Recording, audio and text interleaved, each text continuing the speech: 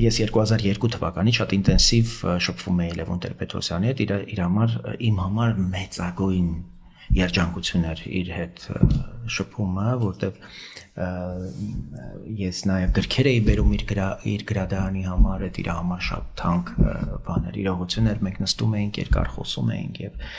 այդ տարիներից ասում էի ինչ եք մտածում վերադարձի մասին, դե իմ պատկերացմամբ Լևոն Տեր-Պետրոսյանը միայն կկարողանար կոնսոլիդացնել ընդդիմադիր դաշտը։ Ինքը 2002-ին համառորեն ասում էր, որ դա տարբերակ չի եւ մտածում էր, որ Արամ Սարգսյանը կարող է լինել։ Մենք տեսանք, որ ժողովրդի հիմնական այսպես բանը թեքվում է դեպի Ստեփան Դեմիրճյանը եւ ես 2002 թվականին արդեն Հայաստանի ժողովրդական կուսակցության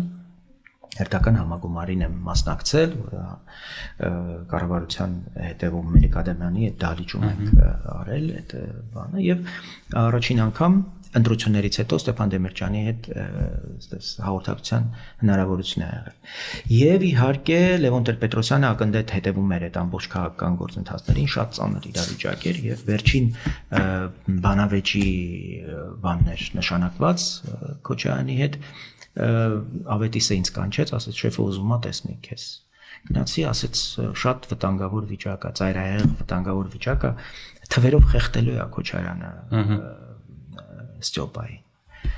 Արի մի բան մտածենք։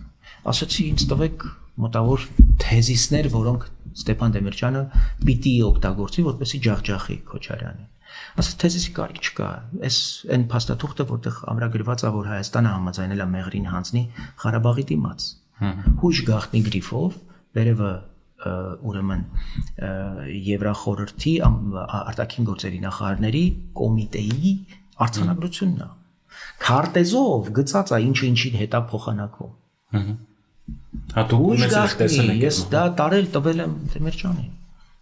Եվ այդտեղ Բազեյանը գժվեց, բայց քորը ուզում արուն թափի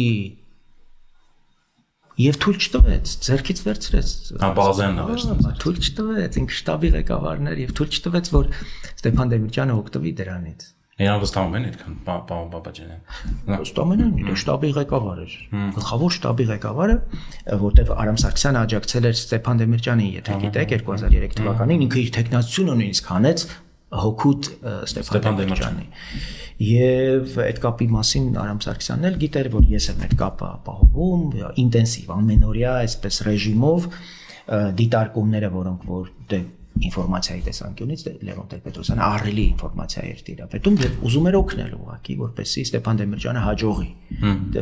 Հասկանում էինք, որ ծայրաստիճան վտանգավոր վիճակ է եւ Քոչարյանի վերընտրությունը 2003-ին ուղղակի Հայաստանի համար աղետ է լինում եւ այդպես էլ եղավ։ Սա է։